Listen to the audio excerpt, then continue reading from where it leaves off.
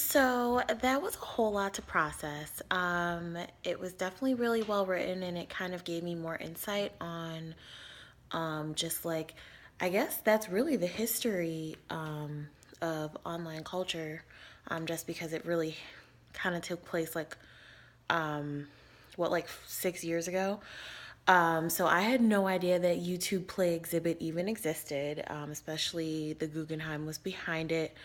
I guess my takeaways would be the Guggenheim. I mean, it's a really famous museum, and so I feel like the need to like classify and categorize and just like place people's works in a box and kind of judge it is like second nature for people that work with the museum. I think that what's really changed obviously is the frequency of, YouTubers and, the amount of people that have their own channels now. There are so many different niche channels that you can't judge, someone's YouTube work off of like how like you can't judge it off of the artist. Now you actually have to judge it off the people that are interacting with it, the people that, see it and respond to it.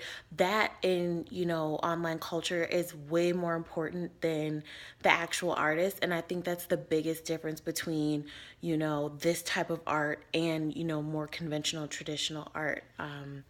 But I do think that, it makes sense trying to classify things and, trying to come up with like a set definition of what's, top notch in the YouTube world and like where, other YouTubers like can, you know, hit that bar, benchmark themselves.